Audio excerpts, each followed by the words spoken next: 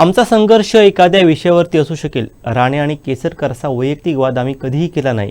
आमचा संघर्ष वैचारिक असेल, हाद्वारे शारीरिक नसेल, असं नारायण राणेंनी केसरकरांच्या भेटीदरम्यान सांगितलंय. 12 ते 13 वर्षानंतर राणे साहेबांच्या घरी तुम्ही भेट घेतलात, राजकीय चर्चा झाली का? राजकीय चर्चेपेक्षा मी राणेसाहेबांचं दुसरं घर मुंबईला सुद्धा आहे. गणपतीला सुद्धा मी राणेसाहेबांच्याकडे गेलेलो होतो आणि त्याच्यामुळे तुमच्या जे मनामध्ये असतं तसं काही नाही.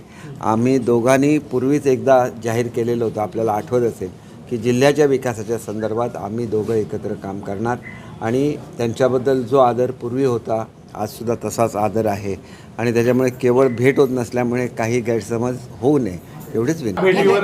प्रतिक्रिया काय? एक तर तुम्ही आहे ना पत्रकारच राजकारण करताय. आम्ही मुंबईलाही समोर आलो, भेटलो, तर एकमेकाशी चांगले संबंध आहेत आणि ही मतभेद वगैरे नाही. तुम्ही दाखवा, आमचे कधी मतभेद नाहीत. त्यांनी सांगावं कधी आले भेटले कधी, असं नाही आहे. आणि बरं शेवटी जिल्ह्याचा हा प्रश्न विद्यार्थ्यांचा जे DED विद्यार्थ्यांचा आहे, तर त्यांना नोकरी मिळावी हे माझं एक इंटेन्शन आहे आणि म्हणून त्यांना बोलवलं.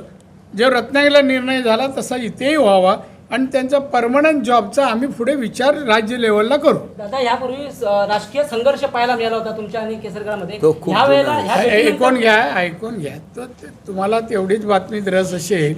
राजकीय संघर्ष एखाद्या विषयावरून असेल, वैयक्तिक केसरकर राणे असा संघर्ष आम्ही कधी केला नाही.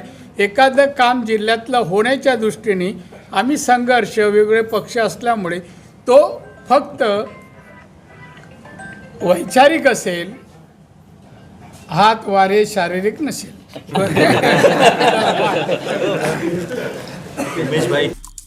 आमचे दिवसभरातले सर्व अपडेट्स, ताज्या घडामोडी आणि थेट लाईव्ह पाहण्यासाठी सबस्क्राईब करा, लाईक करा कोकणचं नंबर 1 महा चॅनल कोकण 7 लाईव्हचं YouTube चॅनल.